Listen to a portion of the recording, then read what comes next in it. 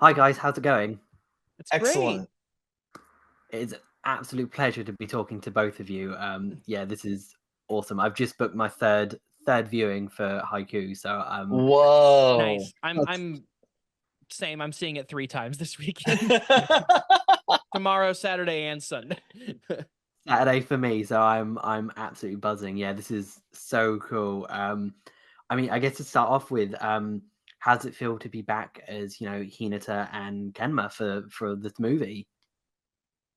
It's amazing. But in the same way, it's almost like putting on like a glove that you haven't worn in a long time, and it still fits perfectly. Just because we've been, or at least in my case, I've been with this character for such a long time at this point. I think 2017 is when we were doing the first season, and uh just over the years, I feel like Hinata's the number one character that most fans tend to recognize me for. So when I go to conventions or anything like that, usually they're asking me to say like a line from the show, or they're asking me to do something in his voice and stuff. So like I feel like I have this like lock on his character. And so like even though it's been I think 2 or 3 years at this point since season 4 for us, like I've had that familial relationship with him over that gap. And so like being able to come in and do some more content as him, it felt almost like riding a bike. You get back onto it and it's so much fun. And yeah.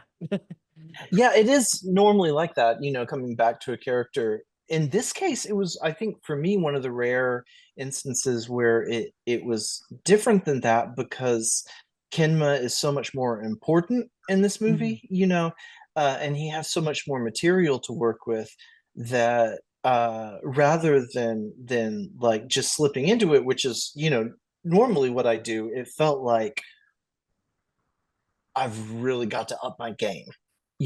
I've really, really because Kenma has had kind of like most of his lines are were in the first 4 seasons are pretty much in the same range. He gets real mad one time in the fourth season, but it's mostly in kind of a narrow range.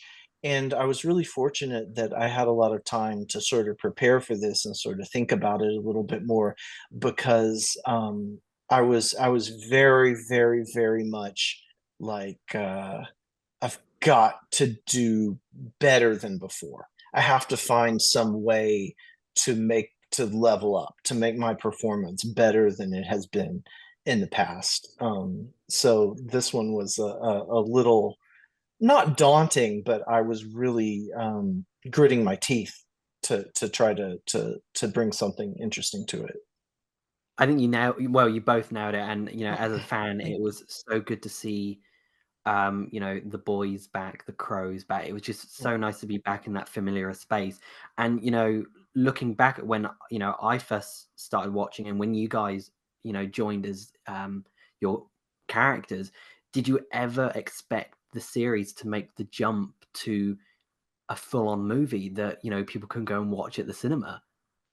I was super surprised when they announced it. Much like a lot of fans, because I think a lot of fans are expecting another season of the show because the manga still had a decent amount of stuff left. And so when they announced a film, I was like, oh my gosh, this is like amazing. Looks like they're gonna go all out for like these super high stakes epic games that everyone was looking forward to.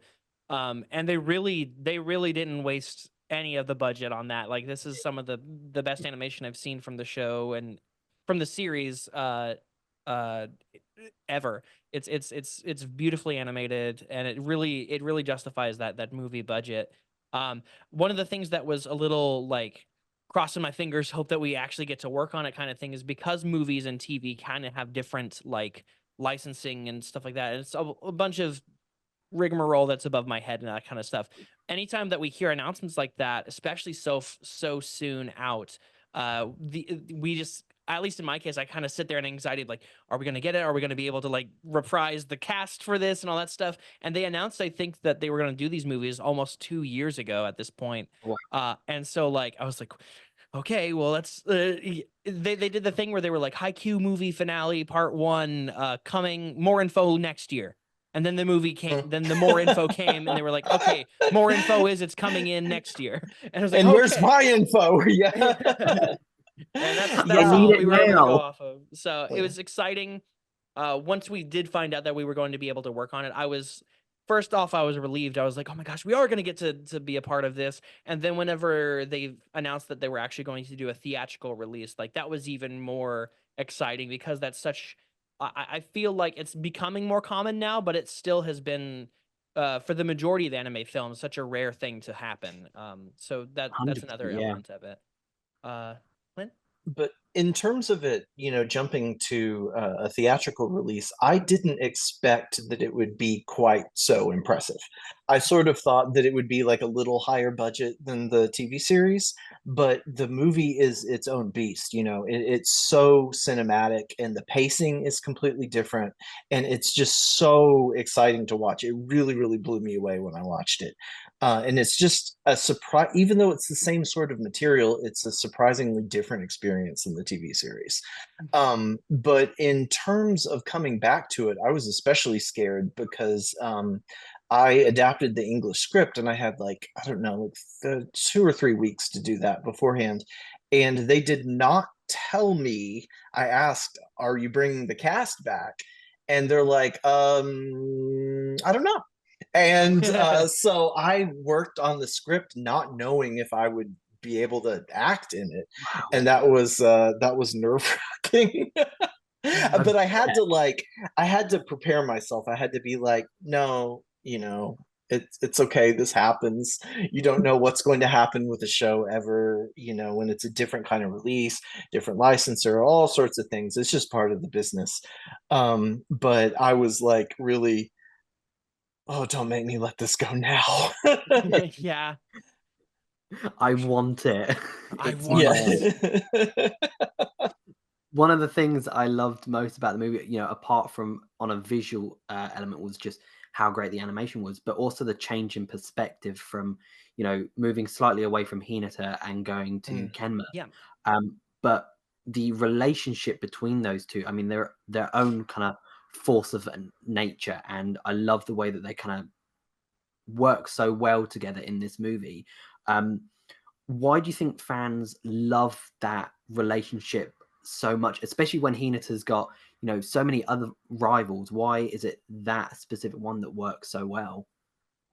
I can't remember if I mentioned it in this interview or the previous one, but I think what helps solidify that relationship in particular is that they meet each other so early on in season one. I think Nekoma is the first other team that they have a scrimmage against or like a practice game. And so like they're kind of both each other's barometers for these two schools that used to be like these hype, like, oh, these were like the big schools that kind of like fell from grace and now they're trying to rebuild themselves back up. And I feel like they both kind of serve as a barometer for each other as to like how far they've come over the past year of playing to the level that they are. Um, at least that's the way that I've kind of seen it. I think the thing that's neat about their rivalry is there's nothing like fiery about it exactly. Mhm. It's a sort of thing that only these characters can have. Hinata, who's got almost nothing but positive energy, and Kenma, who is completely non-competitive, and um, trying to draw a strong rival out of him is something that Hinata is trying to do, and I think that's really unique, and you don't see that among rivals very often. You see the sort of like Hinata Kageyama sort of relationship a little Mhm. bit more, and so Kenma is just a really unique character, and I think that pairing uh, a super positive character like Hinata who wants a strong rival, with a character that's just like, I'd rather sleep, is really fun. But I can see in you that there's something that I need to bring Yeah, out. yeah, Like yeah. it'll Yeah. be, yeah, And I it's like like, that as well. don't, I'm I can tired. fix him.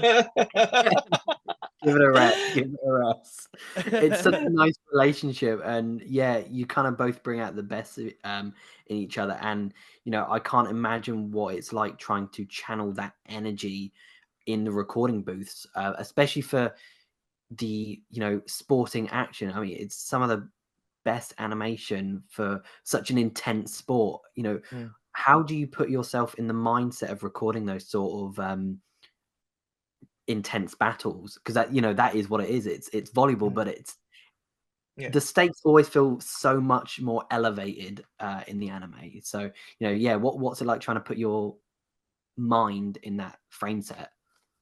I think one of the things that I love and find to be one of the biggest benefits of working in anime in particular is that we have the benefit of seeing the finished animation and hearing the original performances to give us sort of like a baseline for like, okay, this is where the energy is, this is where like the action is, and we can kind of physicalize ourselves alongside like the animation that we see, obviously while trying to stay on mic and not like completely go off microphone with the reactions and stuff. But I feel like that really helps my brain because it's almost like an out of body experience where I just sort of like I have the script in front of me and like I can just like put my brain where the character's brain is in that moment, and it's weird, but it's and hard to explain. But I think that's probably the best way I can think to word it. When you talk about jumping around in the booth, you do kind of like try to, I mean, I do try to match the physicality of the scene sometimes. Yeah. And sometimes it's to get a better sound, and sometimes you just can't help it. You're watching a scene and it's really exciting, and sometimes I'm like, sort of jumping in place in between takes just to sort of keep in that zone of energy. And when it comes to like yelling a lot or breathing heavily for a really long time or something like that, you do get physically involved in it. You do get tired or whatever.